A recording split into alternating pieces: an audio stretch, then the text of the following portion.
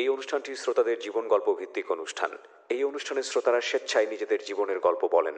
শ্রোতারা যা এখানে বলেন তা সরজমিনে ইনভেস্টিগেটেড নয়, সুতরাং সেদিক থেকে বিশ্বাস অবিশ্বাস একান্তই আপনার নিজের। সম্পূর্ণ বিনোদনমূলক এই অনুষ্ঠানটি আমাদের ব্যক্তি জীবনে কখনো কখনো শিক্ষণীয় ভূমিকা রাখে। এই অনুষ্ঠানে যারা আসেন স্বেচ্ছায় অংশগ্রহণ করেন। এই অনুষ্ঠানে কনফেস করবার পরে কিংবা জীবন গল্প বলবার পরে তার ব্যক্তি ও সামাজিক জীবনে কোনো বিরূপ প্রভাব পড়লে সেটার জন্য রেডিও কর্তৃপক্ষ দায়ী নয়। জীবন গল্প,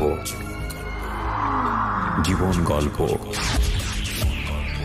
জীবন নাটকের চেয়েও নাটকীয়। আসসালামু আলাইকুম প্রিয় দর্শক এবং শ্রোতা, ভালো আছেন আশা করি। শুভকামনা জানিয়ে শুরু করছি জীবন গল্পের আরও একটি এপিসোড। প্রতিটি জীবন গল্পই আমাদেরকে কোনো না কোনো কিছু শেখায়। তো কথা না বাড়িয়ে শুরুতেই যিনি আমার সঙ্গে গেস্ট আছেন তার সঙ্গে আপনাদের পরিচয় করিয়ে দেবো। আপনার নামটা একটু বলেন প্রথমে। ইসমাইল হোসেন। ইসমাইল হোসেন, জি। তো ঠিক আছে, কোথা থেকে বলতে চান, কি গল্প আপনার, বলেন, শুরু করেন। আমার ফ্যামিলিতে আমি ভাই একা, আমার 4টা বোন আছে। তো 4 বোনের খুব আদরের আর কি। বোনেরও সব আমার মানে সিনিয়র, আমি সবার ছোট আর কি।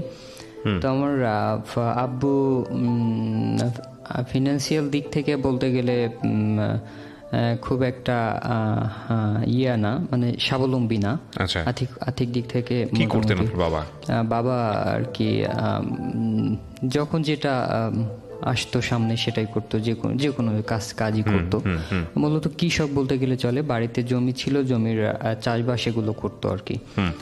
তো এইভাবে এই ফ্যামিলির থেকে আমি মোটামুটি খুব আদরের সহিত বড় হই। ফ্যামিলির ব্যাকগ্রাউন্ড আমার মানে বাবার দিক থেকে দুর্বল থাকলেও আমার মায়ের মানে আমার নানা বা মামাদের ফিনান্সিয়াল অবস্থাটা খুবই ভালো ছিল, যে কারণে আমি মানে অন্যরকমভাবে বড় হয়েছি আর কি। আমার লাইফে কোনো টাকা পয়সা মানে এগুলোর কোনো সমস্যা ক্রিয়েট করি নাই কখনো। হ্যাঁ, ছিল না আর কি। যখন যেটা চাইছি তখন সেটাই মানে পেয়ে গেছি আর কি। তো এভাবে বড় হইতে হইতে আপনার পড়াশোনা করার জন্য ঢাকাতে চলে আসছি 2016। জি, 5 ভাই বোন টোটাল, 4টা বোন আর আমি ভাই একা আর কি। তো ঢাকাতে চলে আসছি 2016-তে। তো ঢাকাতে চলে আসার পরে এখানে পড়াশোনা কন্টিনিউ করে যাচ্ছিলাম। তো সাথে একটা জবও করতাম, একটা স্কুলে কম্পিউটার অপারেটর হিসেবে ছিলাম, সেখানে জব করতাম। তো গত করোনাতে আপনার মার্চের, এটা 2020-তে মার্চের 10 তারিখে বাসায় চলে যাই। আপনার বাসায় চলে গেলাম। বাসায় যে জব টব নাই তখন, জব ছেড়ে দিয়ে চলে গেছি বাসায়। বাসায় গিয়ে বাবার আর্থিক অবস্থা যেহেতু বলেছি যে ভালো না, নিজে কিছু করার মানে এই চেষ্টাটা মাথায় সবসময় আসতো যে কিভাবে পড়াশোনার পাশাপাশি মানে একটু ইনকাম করে নিজে একটু চলতে পারি। তো এই জন্য বাসায় যে করোনার বেশ কয়েকদিন বসেছিলাম, তারপর একটা আইডিয়া আসলো ব্যবসা করব। তো আমার যে ফ্রেন্ডগুলো ঢাকাতে একসঙ্গে থাকতাম, গ্রামেরই ফ্রেন্ড, তাদের আমার একটা খুব ক্লোজ ফ্রেন্ড ছিল, ইমরান নাম। তো ওর সঙ্গে আর কি ব্যবসার প্ল্যান করে ব্যবসা বাণিজ্য শুরু করলাম। ডিলারের ব্যবসা করব, এই জন্য অনেক টাকার প্রয়োজন হবে। তো ছোট করে একটা মানে অন্য একটা ব্যবসা শুরু করছি। যাই হোক, সে ব্যবসার কথা বলতে চাচ্ছি না। তো ব্যবসাটা শুরু করছি, মোটামুটি রানিং 2-3 মাস রানিং চলে আর কি। তো ব্যবসা আমার বাসা থেকে বেশ আমার ব্যবসার যে মানে আমার যে মানে কর্মক্ষেত্রটা, সেটা হচ্ছে আমার বাসা থেকে একটু দূরেই আর কি। 5 টাকা ভাড়া লাগে যাইতে। এটা কি ঢাকার মধ্যে? না, ঢাকার বাইরে, গ্রামে। গ্রাম বলতে কোন জেলা? গ্রামে বলতে খুলনাতে, কয়রা, জি, আমার এলাকায়। তো সেখানে মানে আমি প্রতিদিন যাওয়া আসা করি, ভোরবেলা যাই, আবার যখন ইচ্ছা মানে নিজেরই ব্যবসা যেহেতু মানে ইচ্ছা মতো যাওয়া আসা করি। তো প্রতিদিন রুটিন মাফিক সকালে বের হতে হয় ভোরবেলায়। তো যাইতে থাকি। তো আমার ফ্যাক্টরির পাশেই আর কি বাসা, ফ্যাক্টরির পাশেই। তো ওখান থেকে হঠাৎ একদিন না, বেশ কয়েকদিন ওকে দেখছি আর কি। তো কাকে দেখলেন? প্রথম দিন আমি একটা মেয়েকে দেখলাম যে ছাদে মানে ছাদে দাঁড়িয়ে থাকতে দেখছি আর কি। আপনার একটা এলাকায়? মেয়েকে, জি এলাকায় বলতে আমার ফ্যাক্টরির পাশে ওর বাসা, ওর বাসার ছাদেই ও ছিল, আমি ওখান থেকে ওকে দেখলাম। একটা মেয়েকে দেখলাম, দেখার পরে আমার ভালো লেগে যায় আর কি। পরে ওর সম্পর্কে মানে ডিটেলস জানার চেষ্টা করলাম আশপাশ থেকে। তো ছোটবেলায় ওকে আমি দেখেছিলাম, কিন্তু বড় হয়ে ও যে মানে এরকমটা হয়েছে ফার্স্ট, বড় হয়ে ওকে ফার্স্ট এটাই দেখতেছি আর কি। তো ওকে দেখার পরে মানে যখন ভালো লেগে যায় তখন আমি আশপাশ থেকে ওর ডিটেলস সংগ্রহ করার চেষ্টা করি যে আসলে ও কে, কোথায় থাকে বা কোথা থেকে আসছে, যেহেতু নতুন মনে হচ্ছে ওকে দেখে আমার। তো তারপর জানতে পারলাম যে ওর আব্বুর নামটা বললো সবাই যে ও তার মেয়ে। ওর আব্বুর নাম ছিল এনামুল। সবাই বললো যে এনামুলের মেয়ে।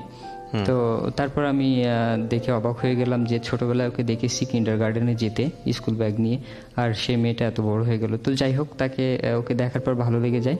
তো ওর সম্পর্কে জানার চেষ্টা করলাম, জানলাম যে ওর একটা অ্যাফেয়ারের মধ্যে আছে আর কি। মানে যেহেতু ওকে ভালো লাগছে দেখে, তো ফার্স্ট টাইম তো এটাই জানার চেষ্টা করবো যে ওর কোনো ব্যাকগ্রাউন্ডে কোনো রিলেশন অ্যাফেয়ার আছে কি না। তো এটা যখন জানার চেষ্টা করলাম, যে শুনলাম যে আছে আর কি, তারপর আমি ওর সাথে ভাবলাম যে যোগাযোগ করেই দেখি। তো ওর যে ছেলেটার কথা শুনলাম যার সাথে ওর অ্যাফেয়ার আছে, ওর সাথে আমি একটু যোগাযোগ করার চেষ্টা করলাম। তো কথা বললাম বেশ কয়েকটা দিন, ওই ছেলেটার সাথে কথা বলে ওর সাথে মিশলাম, একটু মিশে ওর কাছ থেকেই ফোন নাম্বারটা কালেক্ট করলাম গোপন ভাবে। মানে ওর ফোনটা আমার কাছে ছিল, মানে ক্লোজ হয়ে গেলাম, ফোনটা আমার কাছে দিত, আমি ওর ফোন থেকেই নাম্বারটা কালেক্ট করলাম, করে ফোন দিলাম।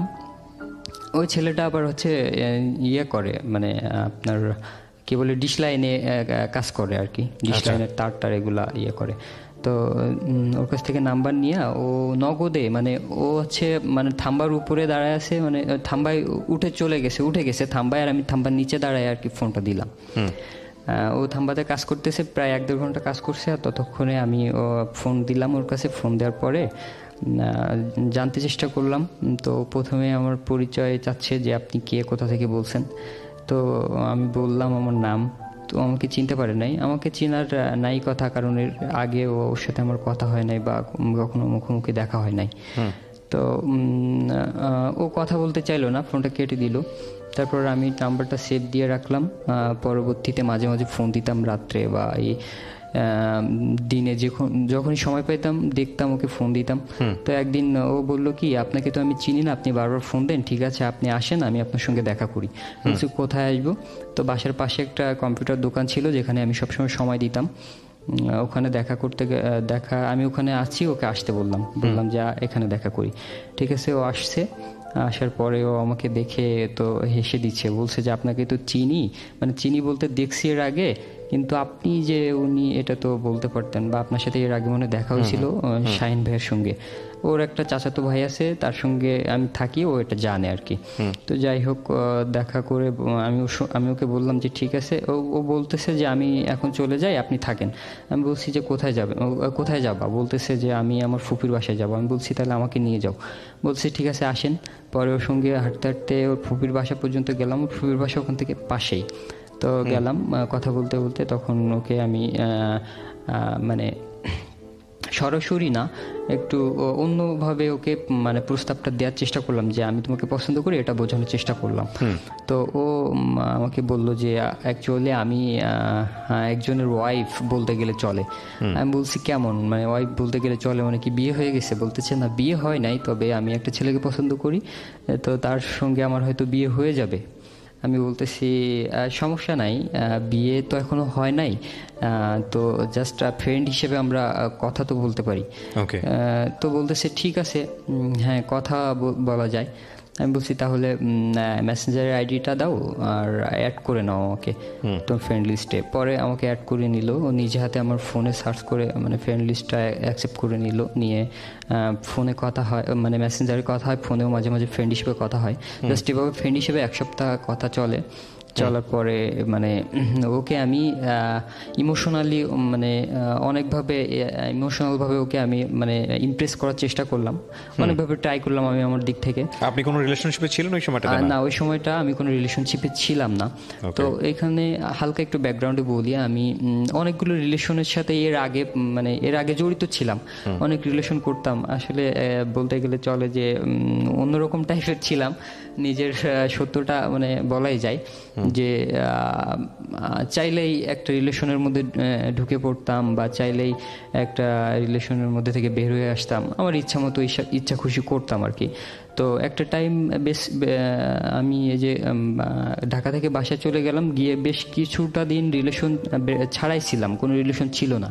মানে আসলে ওর সাথে দেখা হওয়ার আগে থেকে আমার মানে বেশ কিছুদিন আগে থেকেই আমার কোনো অ্যাফেয়ার নাই বা কোনো মেয়েকে ভালো লাগে না, মানে অন্যরকম একটা মুডে ছিলাম, রিলেশনের মুডে ছিলাম না বেশ কিছুটা দিন।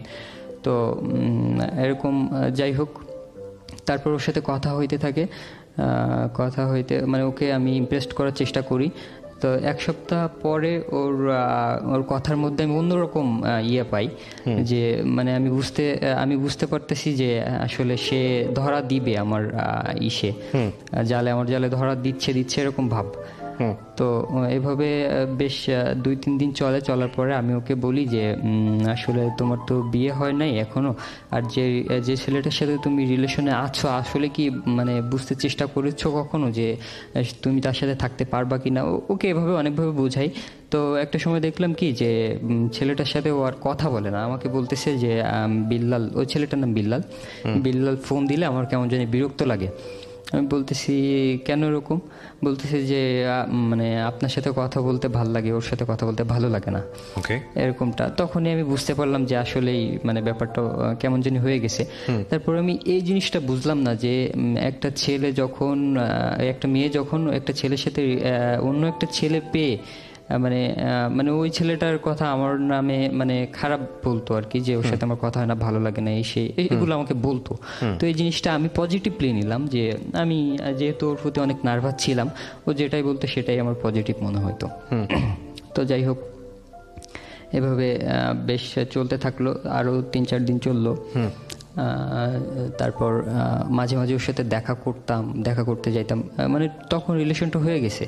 আচ্ছা, রিলেশনটা হয়ে গেছে। যে ছেলের সঙ্গে বিয়ে ঠিক হয়েছে সেই ছেলেকে কি ও বাদ দিয়ে দিল নাকি পরিবার থেকে বাদ দিয়ে দিল? না, পরিবার থেকে বিয়ে ঠিক হয় নাই আসলে। ওদের বিষয়টা ছিল এরকম, ওর পরিবারের সবাই জানতো 3 বছরের রিলেশন ছিল, এটা আমি জানতাম না, পরে জানলাম 3 বছরের রিলেশন ছিল। ওই ছেলে ওর জন্য অনেক পাগল, কিন্তু সেই সম্পর্কটা ভেঙে আপনার সঙ্গে সম্পর্ক তৈরি হলো। জি। ও মানে ওই পছন্দ করতো, ওরা দুজনকে পছন্দ করতে, ফ্যামিলিগতভাবে আসলে ওদের বিষয়টা মেনে না নেওয়াতে ওদের রিলেশনটা ওভাবেই ছিল, না হলে হয়তো বা বিয়ে টিয়ে হয়ে যাইতো এরকম। তো ওভাবে ছিল রিলেশনটা, ফ্যামিলি থেকে একবারে মেনে নিবে না বলে দিচ্ছে। তো এই জন্য আমাকে বললো কি যে আমার রিলেশনটা অ্যাকচুয়ালি ভাঙার মূল কারণ হচ্ছে আমি ওকে পছন্দ করতেছি না, এটারও কারণ আছে। সেটা হচ্ছে যে আমি ওকে বলেছিলাম যে চলো আমরা পালায় বিয়ে করি, ও রাজি হয় নাই, এই কারণে আমি ওর সাথে আর রিলেশন রাখতে যাচ্ছি না। আমি বলছি ঠিক আছে, তোমার ইচ্ছা। তো আমাকে বলতেছে আমি ওর সাথে পালাইতে চাইছিলাম, কিন্তু তোমার সাথে কিন্তু আমি পালাইতে পারবো না। তখন আমাদের সম্পর্কটা তুমি আমি মধ্যে চলে আসছে। বলছে তোমার সাথে কিন্তু আমি পালাইতে পারবো না, তুমি কিন্তু আমার বাসায় রাজি করাবা, তারপর বিয়ে করে নিয়ে যাবো আমাকে। প্রিয় শ্রোতা, আমরা এই জায়গাটায় ছোট্ট একটা বিরতি নেব এবং বিরতির পর আবারও ফিরে আসবো জীবন গল্পে। যাওয়ার আগে আপনাদেরকে বলতে চাই, ঢাকা এফএম এর নতুন আরও একটি ইউটিউব চ্যানেল, যেখানে আপনারা জীবন গল্প এবং সিক্রেটস অনুষ্ঠানের ভিডিওগুলো দেখতে পারবেন। আমাদের এই চ্যানেলটি আপনারা সাবস্ক্রাইব করুন। আমাদের চ্যানেলটির ঠিকানা হচ্ছে www.youtube.com/ilovedhakafm ILOVE love DHAKAFM। চ্যানেলটিতে গিয়ে আপনারা সাবস্ক্রাইব করুন। আমার এই অনুষ্ঠানগুলোতে যদি আপনি অংশগ্রহণ করতে চান, আমাদেরকে ফোন করবেন। আমাদের ফোন নাম্বারটি হচ্ছে 09611904904। আমি আবারও বলছি 09611904904। ওকে, ছোট্ট একটা বিরতি। জীবন গল্প, জীবন গল্প, জীবন নাটকের চেয়েও নাটকীয়।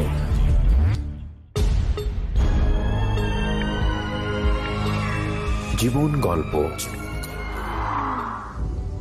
Welcome back once again. প্রিয় শ্রোতা, আপনারা শুনছেন জীবন গল্প। আমি আরজি কিবরিয়া আপনার সঙ্গে রয়েছি।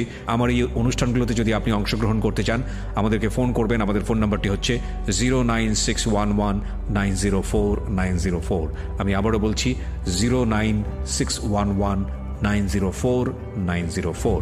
ওকে, আমরা যেখানটায় ছিলাম তারপর অবশ্য রিলেশন আমি যখন প্রস্তাবটা দিয়েছিলাম তখনই একটা শর্ত দিয়েছিল। শর্তটা হচ্ছে যে বিয়ে করতে হবে, পালাতে পারবো না বা অন্য কোনো সম্পর্ক না। বিয়ে করতে পারলে আমার সাথে অ্যাফেয়ার করতে পারো।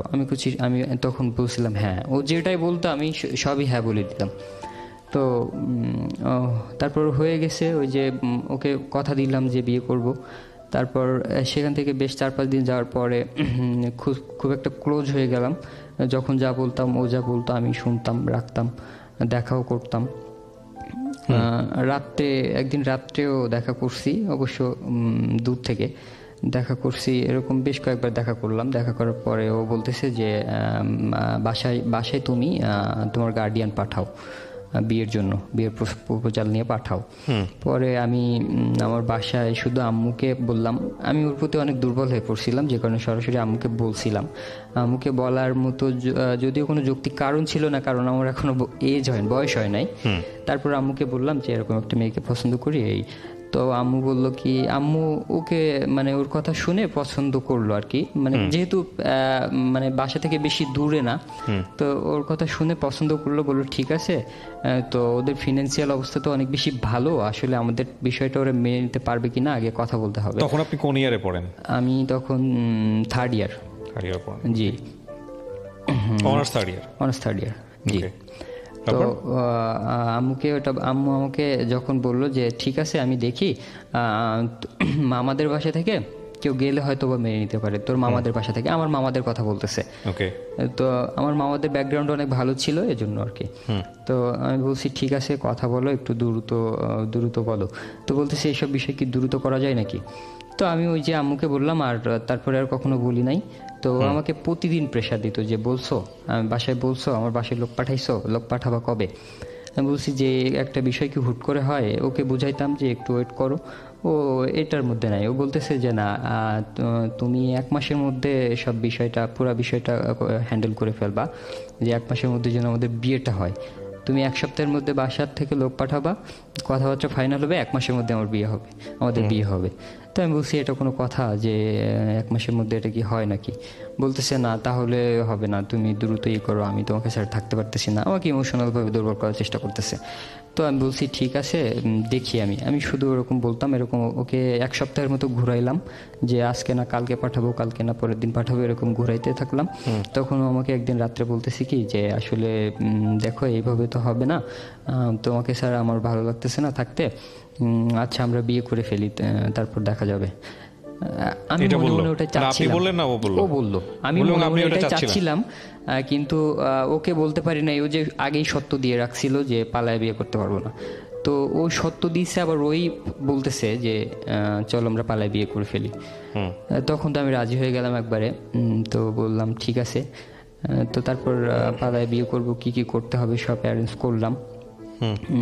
যেদিন আমরা পালাবো বাসা থেকে, তার একদিন আগে ওর বাসা থেকে সব ওর লেদার গুছায় দিল। ওটা অনেক রাতে যেয়ে নিয়ে আসলাম। ও ছাদের থেকে ফেলাইলো, আমি ওখান থেকে নিয়ে আমার বাসায় রেখে দিলাম। পরের দিন সকালবেলা ও বাসা থেকে বের হইলো, কোনো মানে যে সিম্পল ড্রেসে ছিল ওই ড্রেসে বের হয়ে আসলো সোজা। আমি একটা লোকেশন দিয়ে দিলাম, ওখানে চলে গেল। আর আমি টুকটাক কেনাকাটা করে তারপর বিয়ে যেহেতু করবো। ফ্যামিলিতে কেউ জানতো না বিয়ে করতেছেন? না, কেউই জানতো না। আমার ফ্যামিলিতেও না, ওর ফ্যামিলিতেও না। আমি আমার ফ্যামিলিতে বলছি যে আমি এরকম একটা ডিসিশন নেওয়াটা কি খুব জরুরি ছিল? না, জরুরি ছিল বলতে ও প্রেশার দিচ্ছিল, আর আমি ওকে হারাইতে চাই নাই কোনোভাবে। ও এরকম প্রেশার দিত যে বিয়েটা না করলে ও রিলেশন রাখবে না, এরকম একটা সিচুয়েশন। ও হয়তো সরাসরি বলে নাই, তবে আমি বুঝতাম আর কি রিলেশনটা ও রাখবে না। তো আমি ওর প্রতি খুব দুর্বল ছিলাম, এই কারণে আর কি একবারে রাজি হয়ে গেলাম। তো ও বাসা থেকে বের হয়ে আসলো, আমি গেলাম। তারপর আমার এক ফ্রেন্ড ছিল, ওকে বললাম সব অ্যারেঞ্জ করতে। ওর বাবা আবার ছিল, উকিল ছিল। উনি আঙ্কেল আমাদের আগে থেকে বলে রাখছিলাম আঙ্কেলকে, আঙ্কেল সব স্ট্যাম্প রেডি করে রাখলো। তখন যদিও ওর বয়স কম ছিল, 16.5 বছর হয়েছিল ওর বয়সটা। আমার বয়স ফুলফিল ছিল, বিয়ের বয়স হয়েছিল, ওটা হয় নাই। তো যে কারণে আঙ্কেল বললো কি এটা তো কোর্ট ম্যারেজ ছাড়া হবে না। তো ঠিক আছে, আঙ্কেলকে বললাম স্ট্যাম্প সব রেডি করে আমরা গেলাম, যে বিয়েটা করে ফেললাম। বিয়ে করার পরে ওখান থেকে আমরা পালায় দূরে চলে যাবো আর কি। তো ওই দিনই বিয়ে করে আমার বিয়ে করার আগে ভাবছিলেন যে কি খাওয়াবেন, কি পড়াবেন, এগুলো কোনো কিছু চিন্তা ছিল নাকি? এগুলো জাস্ট আমার কাছে কিছু টাকা ছিল, মানে ব্যবসা করতেছিলাম তো আমার কাছে বেশ কিছু টাকা ছিল। বেশ বলতে মোটামুটি অনেক টাকা ছিল, যেটা দিয়ে আমরা 1-2 মাস 6 মাস চলতে পারবো আর কি। ইনকাম ছাড়াই 6 মাস চলতে পারবো, এরকম টাকা ছিল। তো ওটা সব টাকা নিয়ে বের হয়ে পড়ছিলাম। তো জাস্ট 5-6 দিন ওইভাবে চলে আসছি ওখান থেকে। আমার এক ছোট ভাই আমাদেরকে দিয়ে যায়। বিয়ে করে কোথায় আসেন? বিয়ে করে যশোর চলে আসি, খুলনা থেকে যশোর চলে আসি। তারপর যশোরে চলে গেলাম। যশোরে প্রথমে সাতক্ষীরাতে একদিন ছিলাম। কেউ ছিল আপনার ওখানে, আত্মীয় স্বজন? একটা ফ্রেন্ড ছিল, ফ্রেন্ডের বাসায় গেলাম সাতক্ষীরাতে। যশোরে না, যশোরে যাওয়ার আগে সাতক্ষীরা গেছিলাম। সাতক্ষীরাতে একদিন ছিলাম আমার ফ্রেন্ডের বাসায়, প্রথম রাতটা ওখানে থেকে পরের দিন যশোরে চলে আসি। তো যশোরে এসে একটা বড় ভাই ছিল, বড় ভাইয়ের বাসায় ওখানে ছিলাম 6 দিন ছিলাম। বড় ভাইয়ের বাসায় সাতক্ষীরা একদিন, টোটাল 7 দিন। পরের দিন চলে আসছি আপনার ওখানে। যাই হোক, এটা বলে নিই। যশোরে ছিলাম, থাকার পরে আমার এর মধ্যে আমি বাসায় যোগাযোগ করছি জাস্ট 3 দিন পরে, বের হয়ে যাওয়ার 3 দিন পরে যোগাযোগ করি। এর আগে আমার ফোন সবই অফ ছিল, ওর ফোনও অফ ছিল। তো 3 দিন পরে যখন যোগাযোগ করলাম, আমার বাসা থেকে আমার আমার বড় আফু বলল যে তুই এরকম করলি তো ঠিক আছে, সমস্যা নেই, কোথায় আছিস বল, আমরা আসতেছি, বা বাসায় ফিরে আসার দরকার নেই, আপাতত ঝামেলা মামলা হয়ে যেতে পারে, তোর নিয়ে অনেক চলতেছে। আচ্ছা, মামলা টামলা হয়ে যেতে পারে আর কি। এটা বললো? হ্যাঁ, আমার বাসা থেকে বললো। তো আমি বললাম যে তো হচ্ছে আমি অ্যাড্রেস দিলাম আফুকে। আফু ওখানে গেল যশোরে, যে আমাকে দেখে আসলো বলতে কি বললো যে তোদের বিয়ের কাগজপত্রগুলো কই, ওগুলো লাগবে, যদি মামলা টামলা হয়ে যায় কাগজপত্রগুলো লাগবে। পরে আমি তো আমার ফ্রেন্ডের বাবার কাছে কাগজপত্রগুলো দিয়ে চলে গেছিলাম। আঙ্কেল বলছিল যে এটা কোর্টে উঠাবো, তারপরে তোমাকে দিব, তুমি তো এখন এগুলো নিয়ে যেতে পারবে না। তো ঠিক আছে, আঙ্কেলের কাছে রেখে গেছিলাম। পরে আমার আফুকে বললাম যে আঙ্কেলের কাছে আসে। পরে আঙ্কেলের কাছ থেকে আফু নিয়ে আসলো, আনার পরে ওগুলো আফু নিয়ে আমার ওখানে গেল। 5 দিন পরে গেল আর কি আফু, গিয়ে আমাকে নিয়ে আসলো। বললো কি যশোরে এখানে থাকার দরকার নেই, যে কোনো সময় ঝামেলা হইতে পারে। আফু যেদিন গেছে তার একদিন আগে মামলাও হয়ে গেছে অলরেডি, আমার এগেনস্টে মামলা হয়ে যায়। তো আপনার এগেনস্টে মামলা করে কে? মেয়ের দাদা করে। জি, বাবা মা করে নাই? বাবা মা অ্যাকচুয়ালি মেয়ের বাবা মা কেউ দেশে নাই, মা তো নাই। মা নাই বলতে মার সাথে যোগাযোগ নাই আর কি। বাবা মা দুজনে আলাদা, মানে ডিভোর্সড। মেয়ের বাবা মা দুজনেই আলাদা থাকে। বাবা থাকে সৌদিতে, আর মা কোথায় থাকে কেউ জানে না। খুলনাতে বা আমাদের ওইখানে কোথায় যেন থাকে, ওটা কেউ জানে না, আমিও জানি না, ও জানে না। মায়ের সাথে ওর যোগাযোগ হয় না, বাবার সাথেও হয় না। ও জাস্ট দাদা দাদির কাছে বড় হয়েছে। আচ্ছা। তো ওখান থেকে যশোরে আফু আমাকে গিয়ে বললো যে মামলা তো হয়ে গেছে, এখন এইখানে থাকাটা ঠিক হবে না, এখান থেকে অ্যারেস্ট হইলে যে ভাইদের বাসায় আছি ভাইদের সমস্যা হবে, তো চল হচ্ছে তোকে এক জায়গায় রেখে আসি, সিক্রেট গোপন জায়গায় রেখে আসি যাতে কেউ খুঁজে না পায়। তো আফু আমাদের ওখান থেকে বের করে নিয়ে আসলো। আসার পরে আমার আরেকটা আফুর বাসায়, যেটা যে আফুর বাসাটা একটু একবারে অজপাড়া গায়ের মধ্যে, মানে 4 সাইডে নদী, মাঝখানে একটা দ্বীপের মতো জায়গা। ওইখানটাতে গাড়ি ঘোড়া চলে না, মানে যাতায়াতে খুব অসুবিধা। তো বললো কি এখানে থাক, এখানে অসুবিধা হবে না, এখানে কেউ খুঁজে পাবে না, এখানে কেউ আসবেও না, কারণ এটা জায়গাটা অন্যরকম একটা জায়গা, গাড়ি ঘোড়া পাওয়া যায় না, হেঁটে পথ চলা। তো ওইখানে চলে গেলাম, ওই আফুর বাসায় থাকলাম। আফুর বাসায় বেশ 2 দিন 3 দিন থাকলাম। থাকার পরে কোনোভাবে এটা আমি এখনো খুঁজে পাইনি যে আসলে কিভাবে মানে ওইখানে থাকার খবরটা লিক হয়ে যায়। আচ্ছা, লিক হয়ে যায়, ওর বাসার লোকজন টের পেয়ে যায়। গিয়ে একদিন ওইখানে আপুর বাসায় 2 দিন থাকার পর পরের দিন সন্ধ্যায় তিন দিনের দিন আর কি, সন্ধ্যায় ওর বাসা থেকে লোক চলে যায়। ওর দাদা দাদি যায়, ফুফি যায়, ওখানে চলে যায় আপনাদের ওখানে? হ্যাঁ, ওকে আমরা যেখানে ছিলাম ওখানে চলে যায়। যাওয়ার পরে তো আমি অবাক হয়ে গেলাম যে কি অবস্থা। কিভাবে আসলো? পুলিশ সহ যায় নাকি পুলিশ ছাড়া? পুলিশ ছাড়াই গেছে। ওরা আগে খুঁজতে গেছে শিওর ওখানে আছি নাকি। আচ্ছা, মেয়েটার বয়স কত ছিল? মেয়েটার বয়স 16.5 ছিল। মানে প্রাপ্তবয়স্ক ছিল? হ্যাঁ, প্রাপ্তবয়স্ক ছিল না। আপনি প্রাপ্তবয়স্ক ছিলেন? জি। প্রাপ্তবয়স্ক থাকলে তো অ্যাকচুয়ালি কোনো ঝামেলাই হতো না, অনেক ঝামেলা হয়েছে যে বলতেছি আর কি। তো ওখানে চলে যাওয়ার পরে ওর দাদা দাদি ওকে এবং আমাকে দুজনকেই বলে যে তোমরা চলো, তোমরা এরকম কেন করছো, আর করছো ঠিক আছে, তো চলো তোমাদেরকে নিয়ে বাসায় অ্যারেঞ্জ করে বিয়ে দিই আর কি। সামাজিকভাবে বিয়ে দিই, না হলে এইভাবে তো মান সম্মান থাকতেছে না, তোমার বাসারও না, আমার বাসা আমাদেরও না, তো চলো। তো আমি তখন বললাম কি যে না, আমরা যাব না। আমি বললাম যে ওর কাছে জিজ্ঞেস করেন ও কি বলে। তো বলতেছে যে ঠিক আছে যাব, তবে করতে হবে, মানে আমাদেরকে আপনার গ্যারান্টি কি যে আপনারা বাসায় যেয়ে আমাদের বিয়ে দিবেন বা আমাদের আলাদা করে ফেলবেন না, এটার গ্যারান্টি কি? বলতেছে যে তোমাদের এরকম গ্যারান্টি কি দিব বলছি তো। মানে ওরা তখন ধমক টমক দিচ্ছে যে চলো বাসায়, আবার এরকম একটা কাজ করছো, আবার বড় বড় কথা, মানে প্রেশার দিচ্ছে আর কি। তো ওকে বলতেছে যে চল বাসায় চল। ওর সাথে ও খারাপ ব্যবহার করা শুরু করছে তখন, যে চল বাসায় চল, তোর বাসায় গেলেই বুঝতে পারবি।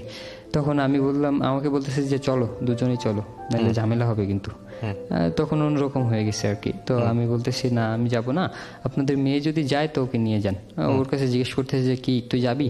বলতেছে না, আমি যাব না। তারপর বেশ অনেকক্ষণ ওইভাবে ওরা অনেক চেষ্টা করলো, মেয়েকে বোঝাচ্ছে, আলাদা নিয়ে গেছে, নিয়ে বোঝাচ্ছে। তারপর আমাকে বলতেছে যে চলো এরকম কইরো না, অনেক বোঝাচ্ছে। তারপর যে ওদের সাথে একটা ছেলে আসছিল, আমাদের এলাকারই ছেলে, ছাত্রলীগের পোলাপান আর কি। তো ও আসছে, ও ফোন দিছে, মানে ওর কোন মামা না কি আছে, পুলিশে চাকরি করে না কি যেন, ফোন দিছে আর কি। তো থানায় খবর দিছে, থানা থেকে পুলিশ আসতেছে আর কি, এরকম একটা আমি শুনতে পেলাম। তো আমি তখন বলতেছে যে বিয়ের কাগজ, আমি বলছি যে না, ওরা জোর করে নিয়ে আসবে ওকে। বলতেছে যে আমরা ওকে নিয়ে যাবো এখনই। তা আমি বলছি যে আমার বিয়ে করাবো, আপনারা চাইলে তো নিয়ে যেতে পারেন না, আমি যদি না চাই আপনারা নিয়ে যাবেন কীভাবে? বলতেছে যে কাগজপত্র আছে? আমি বলছি হ্যাঁ আছে। বলতেছে কই? এবার আমি আমার আপুকে ফোন দিলাম, বললাম যে কাগজপত্রগুলো নিয়ে দ্রুত আসো। এবার আপু আর আম্মু গেল ওই আপুর বাসায়, আমরা যেখানে আছি ওখানে গেল। গিয়ে মানে ততক্ষণে পৌঁছায় নাই আর কি, এর মধ্যে পুলিশ চলে আসছে ওখানে। হ্যাঁ, ওখানে পুলিশ চলে আসছে। তো আসার পরে আমি দেখলাম আশেপাশে সবাই, আমার যে আপুর বাসায় ছিলাম, আপুর বাসার আশেপাশের আরো যে লোকজনগুলো ছিল, ওরা বলতেছে যে তুমি চলে যাও, তোমার সমস্যা হইতে পারে, তারপর আমরা এদিকে দেখতেছি। মানে থাকে না গার্ডিয়ান টাইপের লোকজন কিছু, এরা বলতেছে যে চলে যাও, তুমি থাকলে সমস্যা হইতে পারে, পুলিশ যেহেতু আসছে তোমাকে হয়তো মারধর করতে পারে বা করতে পারে, তুমি চলে যাও। তো আমি ভাবলাম যে ওকে রেখে যাব, বলতেছে যাও পরে দেখা যাবে। মানে একটা টাইপ হয়েছে কি যে সবাই বলা বলি করতেছে যে মেয়ের যেহেতু বয়স কম, কাগজপত্র দিয়ে কোনো লাভ হবে না, বিয়ের কাগজপত্র থাকলেও এটাতে কোনো লাভ নাই, কারণ মেয়ের এখনো প্রাপ্ত বয়স হয় নাই, মেয়ে কিছুই বুঝে না এখন ওইটা থানায় যেতে হবে, হয়তো দুজনকেই অ্যারেস্ট করে দিবে এরকম। তো থানায় বলতেছে যে তোমাকে থানায় নিয়ে আমাকে, মানে যারা ছিল আমার আফুর বাসার আশেপাশের লোকজন, তারা আমাকে আলাদা ডেকে বুঝাচ্ছে আর কি, যে তোমাকে হয়তো মারধর করতে পারে, থানায় নিয়ে মনে করো টাকা পয়সা দিলে হয়তো তোমাকে মারতে পারে, তো এর আগে থেকে তুমি চলে যাও, তারপরে পরে কি করা যায় আমরা দেখতেছি। পরে আমি চলে গেলাম ওখান থেকে। আমার আফু আর আম্মু তখন এসে পৌঁছায়নি কাগজপত্র নিয়ে। তো আমি ওখান থেকে চলে যাওয়ার পরে কিছুক্ষণের মধ্যে ওরা এসে পৌঁছাইছে, পৌঁছায় কাগজপত্র দিছে। ওইখানে কি হয়েছে ওই ঘটনা তো আমি জানি না।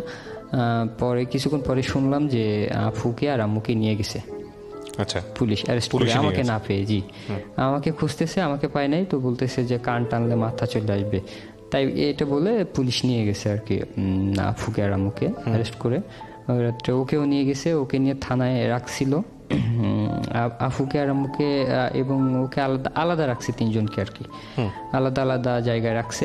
রাখার পরে ওখান থেকে সকালবেলা ওকে মেডিকেলে পাঠায়। মানে আমার বাসার থেকে মানে খুলনা শহর আরও প্রায় 90 কিলোর মতো, সে শহরে পাঠায় ওকে মেডিকেলের জন্য, মেডিকেল রিপোর্ট করার জন্য। তো ওখানে পাঠায় আর আফুকে আর আম্মুকে পরের দিন সন্ধ্যাবেলায় ওখান থেকে চালান করে দেয়। ওহো, ওখান থেকে থানা থেকে মানে যে কারাগারে আর কি ইয়ে করে, চালান কাকে করে? আপনার মাকে আর কাকে? আফুকে। ওকে প্রিয় শ্রোতা, ছোট্ট একটা বিরতি নেবার আগে আপনাদের সবার জন্য বলছি, ঢাকা এফএম-এর আরও একটি ইউটিউব চ্যানেল যেখানে আপনারা আমাদের এই অনুষ্ঠানগুলোর ভিডিও কন্টেন্ট দেখতে পাবেন। আপনারা সবাই চ্যানেলটি সাবস্ক্রাইব করুন। আমাদের চ্যানেলটির ঠিকানা হচ্ছে www.youtube.com/ILoveDhakaFM। আমার এই অনুষ্ঠানগুলোতে যদি আপনি অংশগ্রহণ করতে চান, আমাদেরকে ফোন করবেন। আমাদের ফোন নাম্বারটি হচ্ছে 09611904904। আমি আবারও বলছি 09611904904। ওকে, ছোট্ট একটা বিরতি। জীবন গল্প, জীবন গল্প, জীবন নাটকের চেয়েও নাটকীয়।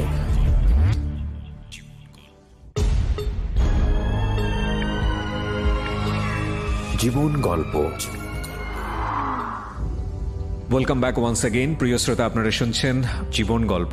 আমি আরজি কিবরিয়া আপনার সঙ্গে রয়েছি।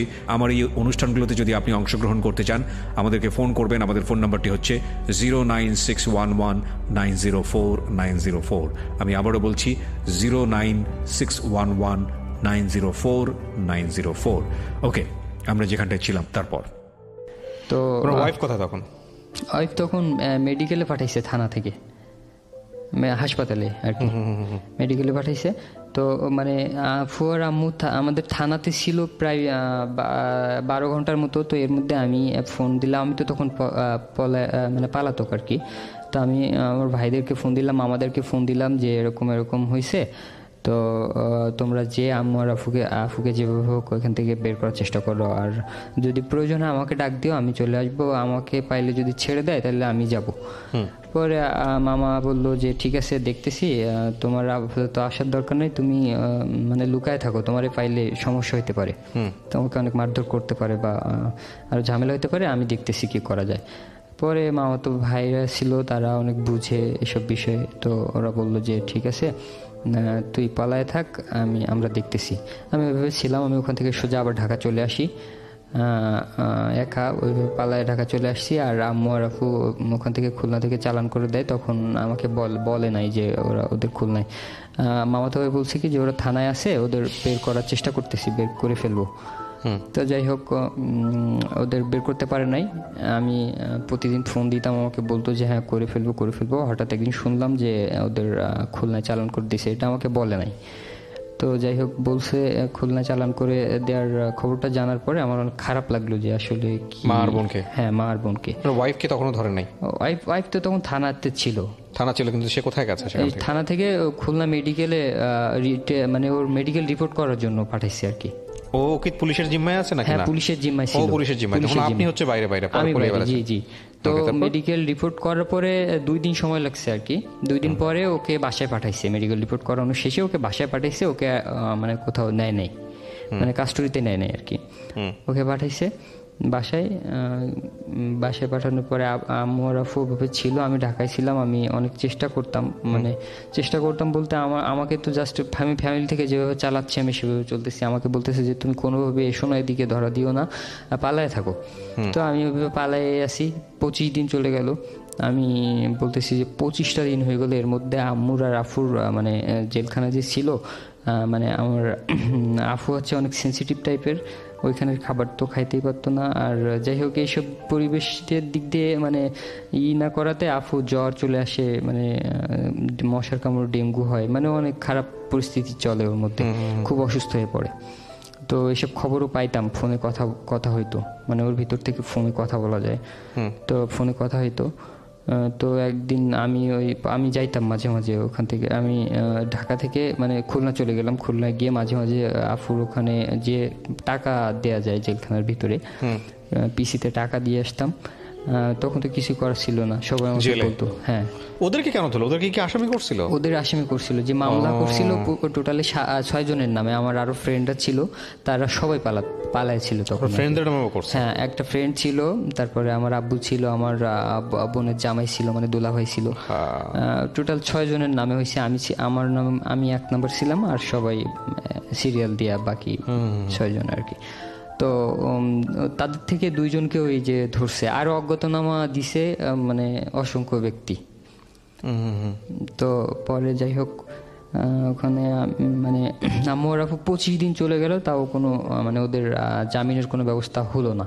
পরে আমি আমার মামাতো ভাই ছিল, যে আর কি পুরাটা দেখাশোনা করতো, মামলা টামলা এগুলো দৌড়দৌড়ি করতো।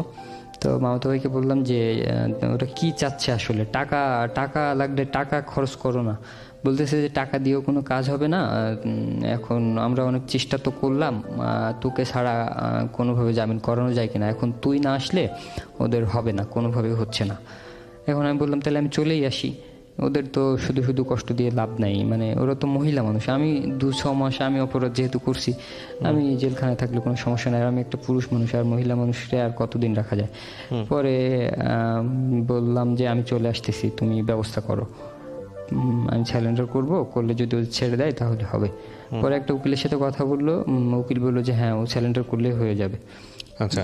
তখন আমি পরের দিন গেলাম, তখন পুরা আমি 3 তারিখে মেবি মার্চের 3 তারিখে, জানুয়ারি ফেব্রুয়ারি, হ্যাঁ মার্চের 3 তারিখে আর কি স্যালেন্ডার করলাম। এতদিন পর্যন্ত আপনার বাবা মা জেলে? হ্যাঁ জেলে, বাবা তো না, মা জেলে? হ্যাঁ, মা আর আফু জেলে 25 দিন।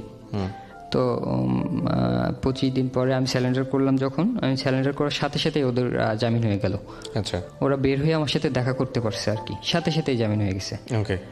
জামিন হয়ে যাওয়ার পরে আমার সাথে দেখা করছে, দেখা করে আম্মু বলতেছে যে আমি এতদিন জেলে থাকলাম, তোকে ভিতরে পাঠাবো না, এই জন্য তারপরেও হইল না। যাই হোক, তুই কেন ধরা দিলি, কেন আসলি? আম্মু কান্নাকাটি শুরু করছে যে আমি তো ছিলাম ভিতরে, তো তুই কেন ধরা দিলি, তুই পালায় থাকতে পারলি না? আমি বলছি, তাই আমি কিছু বলি নাই। আম্মু কান্না করতেছে, ওইভাবে ছিল। আমি চলে গেলাম, আমাকে নিয়ে গেল খুলনাতে, আর আফু আম্মু বাসায় থাকে। বাসায় চলে আসে, ওখান থেকে আসার পরে আমি ফোনে কথা বলতাম প্রতি সপ্তাহে। তো জেলখানায় গেলাম ফার্স্ট টাইম, এর আগে তো যাওয়াটাও হয় নাই। কেমন ওখানকার এনভায়রনমেন্ট, ওখানে কি পেলেন, কি পরিবেশটা আসলে মানে যান্ত্রিক একটা পরিবেশ, মানে টাইমলি খাবার দিত, সবই হইতো টাইমলি, সব টাইমলি করতে হবে, টাইমের বাইরে হইলে কোনো কিছুই হবে না। মানে চাইলে এই টাইমে গোসল করতে পারবে না, এটা না ওটা না। আর আপনার মেইন সমস্যা হচ্ছে মানে ঘুমানোর মতো সিচুয়েশন নাই, মানে মশা, তারপরে গরম, মানে সব দিক দিয়ে মনে করেন একটা খুবই খারাপ, বাজে, নোংরা, পুরো নোংরা পরিবেশ। খাবারগুলা মনে করেন তো খাওয়াই যায় না। কেন? খুব বাজে খাবার? বাজে খাবার বলতে খাবারগুলোর মধ্যে এক ধরনের মেডিসিন দেয়, মানে সেক্স অ্যাবনর্মাল করার জন্য।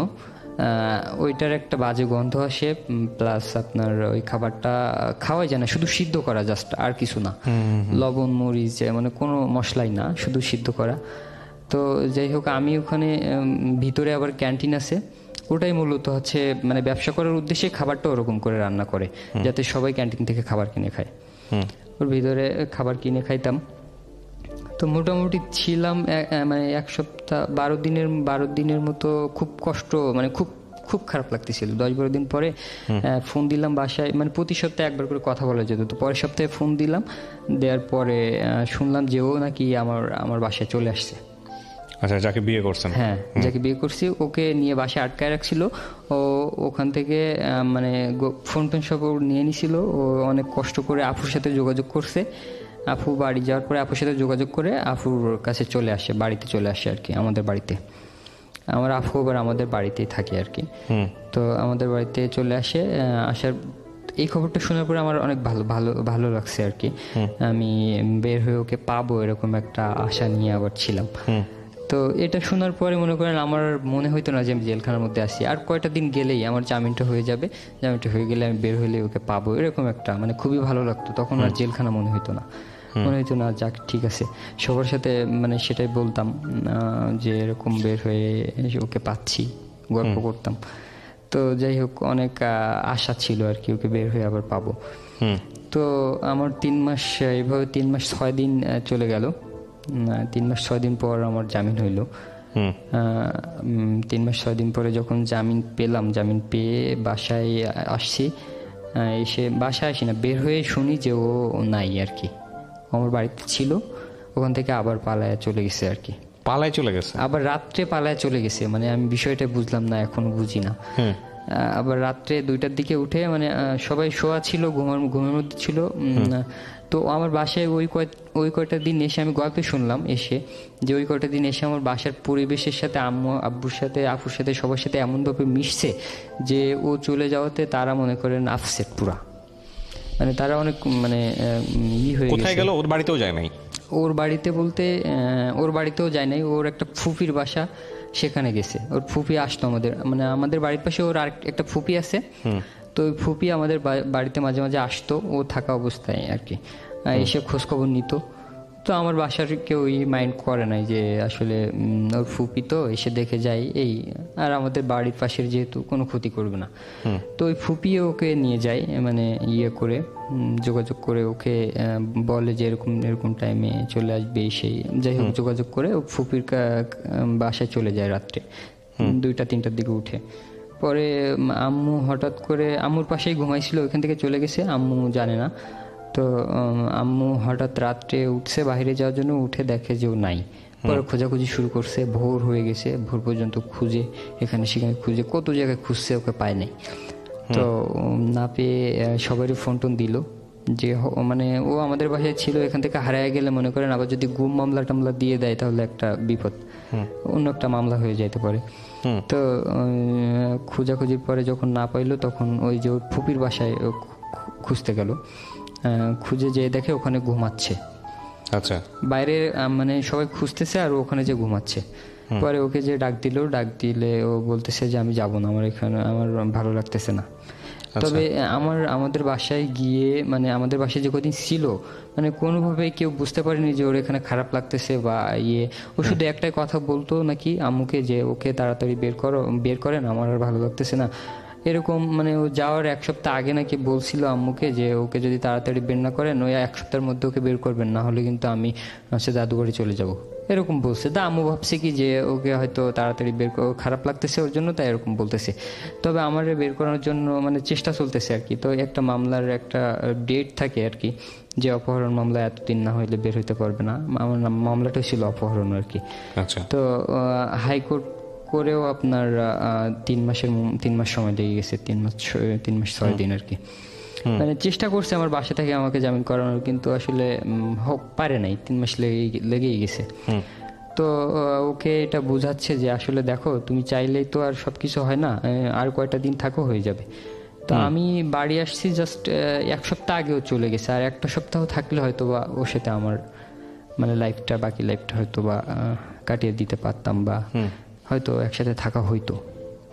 তো এইটাই মানে আফসোস আর কি, যে 1টা সপ্তাহ কেন অপেক্ষা করলো না। তো এরকম যখন বলে আম্মুকে, আম্মু বলতেছে যে হয়তো খারাপ লাগতেছে তাই বলছে। তো ঠিকই 1 সপ্তাহ পরে ওভাবে চলে গেছে। আচ্ছা, যাওয়ার পরে আমার আম্মু গেছে, যে অনেক বুঝাচ্ছে যে চলো দেখো ওর তো জামিন হয়ে যাবে আর কয়টা দিন, তুমি চলো যে থাকো, তোমার কোনো সমস্যা হইলে বলো, আর তোমার যদি থাকতে ভালো না লাগে তাহলে তুমি আমাকে বলতা, বা আমাদের বলতা যে আমার দাদু বাড়িতে দিয়ে আসেন, আমরা যে দিয়ে আসতাম বা আমরা কারোর মাধ্যমে তোমাকে পাঠাইতাম। তুমি রাত্রে যে এটা বের হয়ে আসছো, এটা কি ঠিক হয়েছে?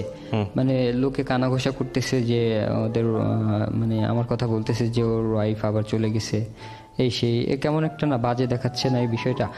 তো ও মানে কোনো উত্তরই করলো না, ওইভাবে চুপচাপ থাকে, মানে কোনো বিষয় নিয়ে সে বেশি মানে উত্তেজিত না, চুপচাপ থাকে, ঠান্ডা মাথার লোক আর কি। ঠান্ডা মাথায় সবকিছু শুনে করে। তো তারপর আম্মু বললো যে তুমি কি যাবা? বলতেছে না, যাবো না। তখন আমার আফু ছিল, আফু একটু মানে মাথা গরম টাইপের লোক। আফু গেছে যে বলতেছে যে তুই মানে তুই করে শুরু করছে যে তুই কেন এরকম করলি, মানে আমাদের সাথে খেললি, আমরা তোর জন্য জেল খাটলাম, তারপর এখন এসে আবার নাটক শুরু করছিস, আমরা কি তোরে নিয়ে আসছি? তুই তো নিজের ইচ্ছায় বাসা থেকে পালায় আবার আসছিস, তাহলে তুই মানে এরকম কেন করতেছিস? এরকম আমাদের কেন হয়রানির মধ্যে রাখছিস? এখন আবার যদি আমাদের নামে মামলা হয়, তুই যে পালায় চলে আসছিস, তোকে খুঁজে যদি না পাইতাম, আমাদের নামে মামলা হইলে আমরা কিছু করার ছিল, গুম মামলা হইতো। এরকম থানা থেকে বলছে। তো আমার আপু থানায় যে জিডি করে আসছে যে আমাদের বাসায় ছিল, নাই এখন, এরকম জিডি করে আসছে আর কি। তো আসার পরে ও আসে নাই, ওকে বলছে, ও আসে নাই। তো না আসাতে আমার ফ্যামিলির লোকজন আমাকে কিছু বলে নাই, এভাবে ছিল। আমি জেল থেকে বাসায় এসে শুনলাম যে নাই, ও চলে গেছে। এটা শোনার পরে আমার খুব খারাপ লাগছে। আমি 27 রমজানে বেরোইছি আর কি, এই যে গত রমজানের 27 রমজানে বেরোইছি। তো বের হয়ে ঈদ 2 দিন 3 দিন পরে ঈদ, আমার কোনো ঈদ তোদের কথা আমার কিছুই ভালো লাগতেছে না। তো বের হয়ে ওসে একবার মন চাচ্ছে যে যোগাযোগ করি, মানে ও কোথায় আছে খোঁজখবর নেই। কিন্তু আমার বাসা থেকে বলতেছে যে ওর সাথে কোনো প্রকার যোগাযোগ করা যাবে না, মানে ও একটা বাজে মেয়ে, ওর সাথে যোগাযোগ করলে সমস্যা হবে। ও যদি ভালো মেয়ে হইতো তা মানে ওকে তো আমরা মেনে নিছিলাম, রাখছিলাম। তুই জেলে, তারপরে ওকে মেনে নিছি, এর থেকে আর কি মানে ওর কি আছে চাওয়ার পাওয়ার? আমাদের ছেলে জেলে, তারপরেও সে বউকে মেনে নিচ্ছি, ঘরে থাকতে দিয়েছি, রাখছি, খুব যত্ন করে রাখছি, তারপরেও সে চলে গেছে। তার মানে সে কখনোই ভালো না, আর ওর সাথে আর যোগাযোগ করার দরকার নেই টোটাল। তো আমি দেখলাম যে আমার ফ্যামিলিকে তো আমি কষ্ট দিয়েছি, আফুকে আম্মুকে জেল খাটাইলাম, তারপরও মানে ও যদি বুঝতো তাহলে বিষয়টা। আমি কোনো কারণ দেখাচ্ছিল যে কারণে নাই বা এরকম কোনো কিছু কিছু বলছিল না, ও জাস্ট আমি ওর জাস্ট এরকম ও মনে হয়েছে কেউ হয়তো বুঝাইছে যে ওর কখনো জামিন হবে না, 10 বছর 20 বছর থেকে যেতে পারে, এটা মনে করে ও চলে গেছে। মানে জাস্ট এটা বুঝলাম পরে, তারপর আশেপাশের লোকজনের কাছ থেকে শুনলাম। তো যাই হোক, ও গেল, আমি বের হয়ে যোগাযোগ করার চেষ্টা করলাম। আমি চেষ্টা করতেছি গোপনে, আমার ফ্যামিলিকে জানাচ্ছি না, যে গোপনে কোনোভাবে দেখি ওর সাথে যোগাযোগ করতে পারি কিনা। আর ওর তখন বাসার সবার কথা শুনে ওর পর অন্যরকম একটা ফিলিংস তৈরি হয়ে গেল যে কেন এরকমটা করলো, মানে কেমন যেন ভালো লাগতেছে না ওর উপর, আমি খুব একটা খুশি না আর কি, ঘৃণাও করতে পারতেছি না, আবার মানে অন্যরকম একটা কনফিউশনের মধ্যে আছি। তো এরকমটা হওয়ার পরে আমি বেশ 2-3 দিন ঈদও হয়ে গেছে। আমি ওর বাড়ির পাশে আমার একটা ফ্রেন্ড না, একটা বিআই ছিল আর কি, তো তাকে বললাম যে যদি পারেন ওর সাথে একটু কথা বলে দিন। তো ওর সাথে কথা বলা মানে ওই যে বিয়ের কথা বলতেছি, ওই বিয়ে আবার আমার সঙ্গে একসাথে কাস্টডিতে ছিল, ও অন্য একটা মামলায় গেছিল তখন, এই জন্য ওনার সাথে অনেকটা ফ্রি হয়ে গেছিলাম, এই জন্য ওনাকে বলতে পারছি আর কি কথা বলে দিন। উনি আমার ঘটনা সবই জানে। তো উনি ঠিক আছে, উনি বলছে কি ঠিক আছে আমি দিব কথা বলায়। এবার একদিন আমি ফোন রেখে আমি ঘুমাচ্ছিলাম বা কোথায় জন্য গিয়েছিলাম, ওর ফোন থেকে 2টা ফোন আসে, তো আমি রিসিভ করতে পারি নাই। তো পরে ফোন দিলাম, বলতেছে যে ওর সাথে কথা বলাই দেবো বলে তোমাকে ফোন দিছিলাম, ও তো আসছিল, ও এখন চলে গেছে, আর সম্ভব না। তো আমি বললাম, তো খুব কষ্ট পাইলাম যে আর বলা সম্ভব না, মানে ফোন দিছিলেন কথা বলতে পারি নাই, খুব খারাপ লাগতেছিল। তারপর ও নাকি পরে আমি বলছি কি বিয়াই আপনি আর একটু চেষ্টা করেন, পরে বলতেছে ঠিক আছে দেখবো। এবার পরের দিন আমি বেশ ফোন দিতাম মাঝে মাঝে ওনাকে যে কি ওকে পাইছেন, বলতেছে যে হ্যাঁ ওকে পাইছিলাম, তো বলছে যে তোমার সাথে আর কথাবার্তা বলবে না, ও আর এই বিষয়ের মধ্যে থাকতে চাচ্ছে না, আসতে চাচ্ছে না নতুন করে। আচ্ছা ওকে প্রিয় শ্রোতা, ছোট্ট একটা বিরতি নেবার আগে আপনাদের সবার জন্য বলছি ঢাকা এফএম এর আরও একটি ইউটিউব চ্যানেল যেখানে আপনারা আমাদের এই অনুষ্ঠানগুলোর ভিডিও কন্টেন্ট দেখতে পাবেন। আপনারা সবাই চ্যানেলটি সাবস্ক্রাইব করুন। আমাদের চ্যানেলটির ঠিকানা হচ্ছে www.youtube.com/iLoveDhakaFM।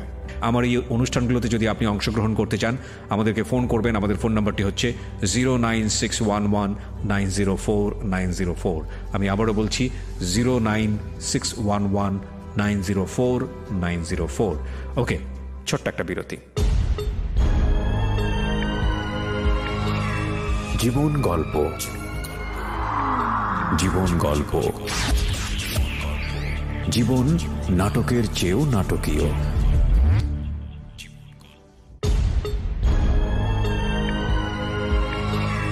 জীবন গল্প।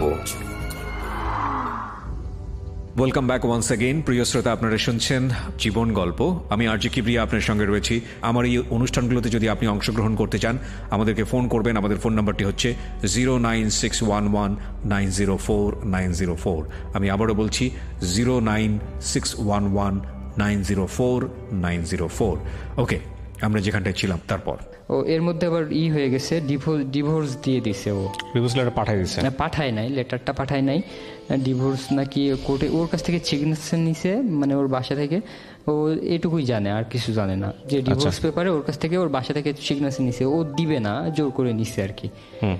ও আমাকে বললো যেটা, পরে ওর সাথে যোগাযোগ হওয়ার পরে ও আমাকে যেটা বললো এরকম ডিভোর্স, মানে ওর সাথে অনেকদিন পরে মানে ঢাকা থাকতে যখন যোগাযোগ করতাম তখনই ডিভোর্সটা তখন দিয়ে দিছে, মানে আমি জেলে যাওয়ার আগে ডিভোর্সটা দিয়ে দিছে। ও যে মেডিকেল রিপোর্ট করাইলো, মেডিকেল রিপোর্ট করানোর পরে বাসায় নিয়ে গেলো, তখন ওই ডিভোর্সটা দিয়ে দিছে।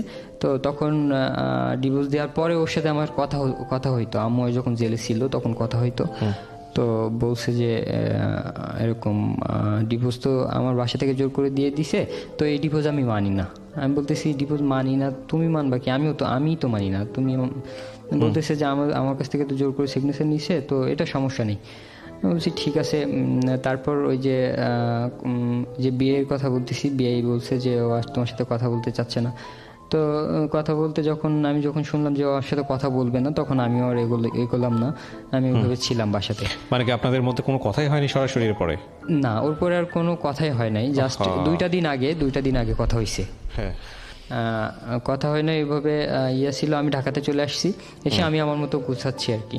তো হঠাৎ করে আমার বাসায় সবার সাথে, মানে আমার প্রতিদিন 2-4 বার করে কথা হয় আম্মুর সাথে, আপুর সাথে। তো আম্মু বলতেছে যে আজকে গেছিলাম, 2 দিন আগে আর কি, 2 থেকে 3 দিন আগে আম্মু বলতেছে যে আজকে ওদিকে গেছিলাম, ওদের বাসার দিকে। আম্মু আমার সাথে এমনি জাস্ট বলছে, জানে যে আমি ওর সাথে যোগাযোগ করব না আর করতেছি না, এটা আমার বাসার সবাই মানে একদম হয়ে গেছে, মানে সবাই শিওর হয়ে গেছে যে আমি ওর সাথে যোগাযোগ করতে চাচ্ছি না, বা আমার মন উঠে গেছে ওর উপর থেকে, এরকমটাই। আসলে এরকমটা হয় নাই। তো আমি বাসার সবাইকে এরকম বুঝাইছি যে ওর প্রতি আমার কোনো নাই আর, মানে দুর্বলতা নাই।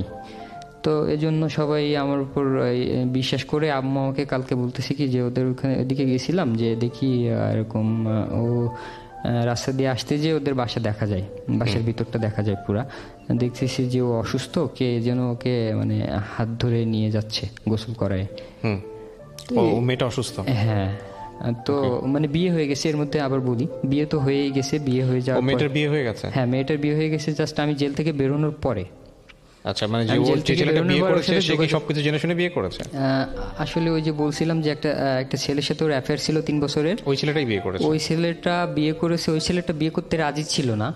তো তখন এই মেয়ের বাসা থেকে আর কি, মেয়ের দাদা দাদি বলতেছে যে তুমি তো 3 বছরের জন্য কানাকাটি করছো, তোমার জন্য ওকে ফিরায় আনছি, এরকম। ওই ছেলেটার সাথে মানে এরা অনেক জোর করে মতো আর কি বিয়ে দিছে। তো ওই ছেলেটা মানে হয়তোবা কেউ না চাইলে তো জোর করে দেয়া যায় না। ওই ছেলেটার বক্তব্য যে আমি বিয়ে করতে চাই নাই আর কি, জোর করে ওরা আমাকে দিছে। তাই বলছি মানে আমার সাথে বলে নাই, আশেপাশের লোকজনের সাথে এরকমটা আর কি বলতেছে।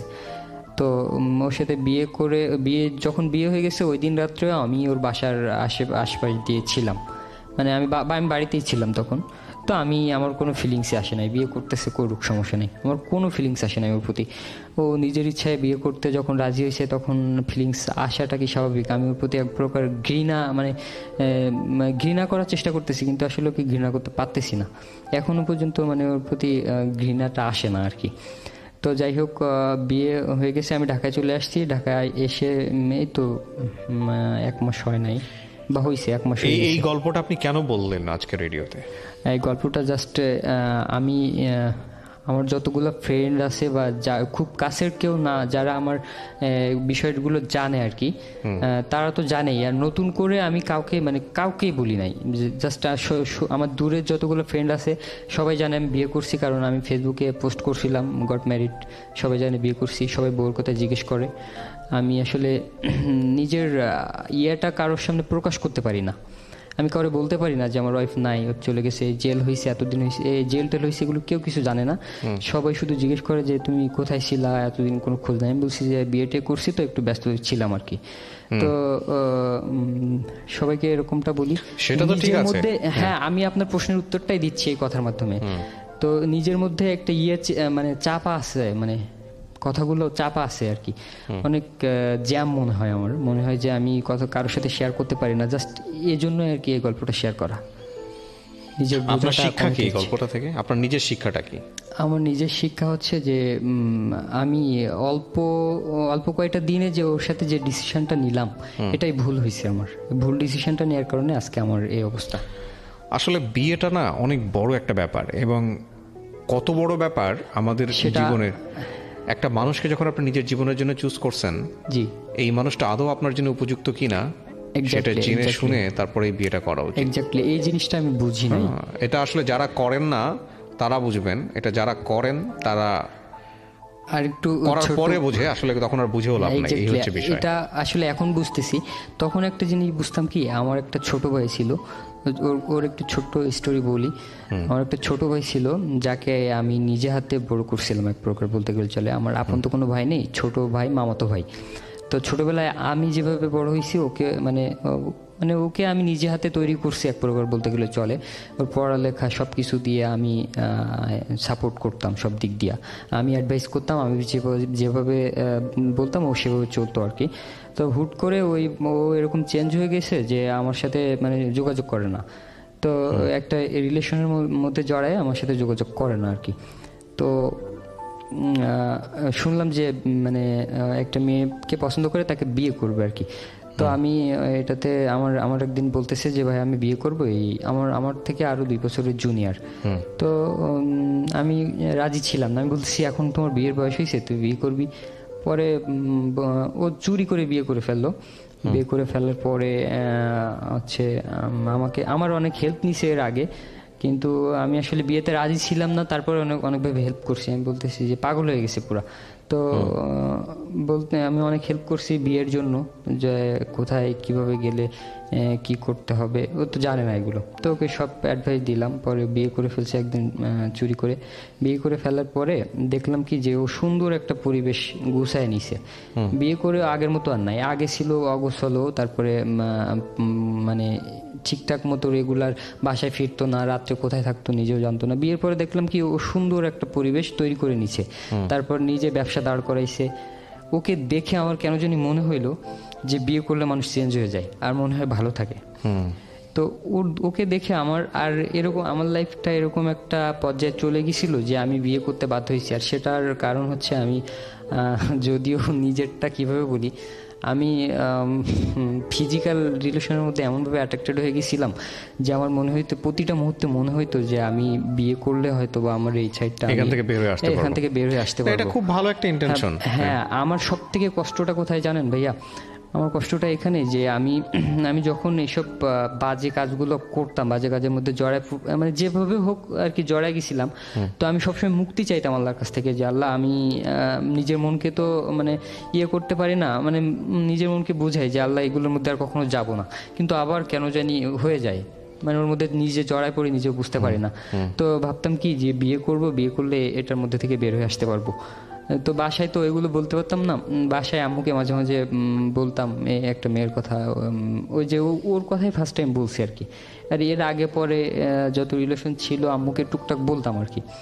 তো ওর কথা সিরিয়াসলি বলছিলাম। আর ওই সময়টাতে আমার অনেক বেশি প্রতিটা দিন মনে হইতো যে বিয়ে করব আর ভালো লাগে না। সব ফ্রেন্ডদের বলতাম যে বিয়ে করব, কি সবাই বলতো যে কি খাইতে দিবা, কি খাইতে দিব সেটা পরের বিষয়। ওই যে তখন ওই ছোট ভাইয়ের উদাহরণটা দিতাম যে ও তো কিছুই করে না, জাস্ট পড়ালেখাও ঠিকঠাক মতো করে নাই যে ও তাই করে খাওয়াবে, কিন্তু ঠিকই ও বিয়ের পরে ওর বাসা থেকে মানে ব্যবসার জন্য সুযোগ করে দিছে, ওর শ্বশুর বাড়ি থেকে টাকা পয়সা দিছে, ব্যবসা করতেছে, ব্যবসা করেও এখন ভালো প্ল্যাটফর্মে আছে, ভালোভাবে করছে। আসলে ওইটাই বলবো আমি। আপনি দেখুন, আপনি নিজেও একটা ভালো বিশ্ববিদ্যালয়ে পড়াশোনা করেন, আপনার নিজেরই রিয়েলাইজেশনটা আছে। আমাদের জীবনে এই জায়গাটাতে আমাদের ভুলের কোনো শেষ নাই, আমরা সবসময় ভুল করি, ভুল করে শিখি। তবে একটা জিনিস যেটা মোটা দাগে বোঝাই যায় যে বিয়ের বয়স হওয়া এবং একটা মানুষকে জেনে শুনে বিয়ে করা, ওই মানুষটা আপনার জীবনের জন্য কতটুকু গুরুত্বপূর্ণ সেটা ভাবার জন্য যথেষ্ট সময় নেয়া। এই জায়গাগুলোতে আমরা শুধুমাত্র ইমোশন দিয়ে যেন কোনোভাবেই এই বিষয়টাতে সিদ্ধান্ত না নিই, এটাই শুধু বলার। সেটাই মানে আসলে আমি মানে তখনও বুঝতে পারছিলাম যে আসলে এটা কি ঠিক করতেছি, কিন্তু কেন জানি মনে হইলো যে বিয়েটা করলে হয়তো বা সব ঠিক হয়ে তো যাইতেও পারে। মানে ঠিক আছে, জীবন থেমে থাকবে না, জীবন হয়তো ভালো একজন মানুষ আসবে, তবে এটা থেকে অনেক বড় একটা মানে শিক্ষা। ন্যাচারালি আমার সাথে যেটা হয়েছে, মানে হয়তো বা এরকমটা হয়েছে যে মানে এটা তো আল্লাহ না চাইলে তো কোনো কিছু হয় না। তো আমি যখন পাপ কাজ থেকে বের হয়ে একটা পুণ্যের কাজ করলাম, তখন আমার লাইফে এমনটা কেন হলো, মানে আমার এমনটা জানতে ইচ্ছা করে। মানে এটা তো গড গিফটেড, গড মানে আল্লাহ না চাইলেও তো এটা হয় নাই, আল্লাহ চাইছে যে আমার লাইফটা। না, এটা আপনি এভাবে বলতে পারবেন না, যদিও রিলিজিয়াস বিষয়, ডিসকাশনটা অন্যরকম ভাবে। আল্লাহ কোনোভাবেই বলেন নাই যে বিয়েটা তোমরা গোপনে করো, বাবা মাকে না জানিয়ে করো। মেয়ের দিক থেকে তো এরকম একটা হাদিস আছে, আমরা যতদূর জানি, যে মেয়ে যদি তার কন্যাকে না জানিয়ে বিয়ে করে তাহলে সে বিয়ে বাতিল বাতিল এবং বাতিল। সো এইগুলো আপনি রিলিজিয়াসলি ভাবে চিন্তা করতে পারবেন। আল্লাহর হুকুম ছাড়া গাছের পাতাও নড়ে না, এটা একটা মানে এই জাতীয় কথাবার্তা। এখন যদি আপনি পৃথিবীর সমস্ত খারাপ কাজ আল্লাহর হুকুমে হয়, যদি আপনি সেটা বলেন তাহলে কিভাবে হলো? কতটুকু রিলিজিয়াস বিয়ে ছিল সেটাও একটা কথা। হ্যাঁ, সো ওই জায়গাটা আমরা না যাই। আমরা বরং একটা জিনিস চিন্তা করব সবাই মিলে, যে যে কোনো সিদ্ধান্ত, বিশেষ করে বিয়ের সিদ্ধান্তটা শুধুমাত্র ব্যক্তিকেন্দ্রিক সিদ্ধান্ত না, বিয়েটা একটা পারিবারিক সিদ্ধান্ত। বিয়েটা অবশ্যই, আমি যে কথাটা বলি এটা একজন গুরুজনের কথা আমি শুনেছি আমার সার্কেলে, সেটাই আপনাদের সাথে শেয়ার করি, যে বিয়েটা আসলে শুধু দুজন মানুষের মধ্যে হয় না, বিয়েটা হয় দুটো পরিবারের মধ্যে। সো পরিবারটা খুব গুরুত্বপূর্ণ, খুব গুরুত্বপূর্ণ। অনেক ভালো থাকুন। আজকের মতো এখানে শেষ করছি প্রিয় শ্রোতা। প্রতিটা গল্পই আমাদেরকে অল্প করে হলেও বেশি করে হলেও কিছু না কিছু শেখায়, এবং এই শেখানো জিনিসগুলো যদি আমরা আমাদের জীবনে কাজে লাগাই তাহলে জীবনটা সুন্দর করার ক্ষেত্রে কিছুটা হলেও সেটা সহায়ক হবে। আজকের মতো এখানেই, শুভরাত্রি। জীবন গল্প, জীবন গল্প, জীবন নাটকের চেয়েও নাটকীয়।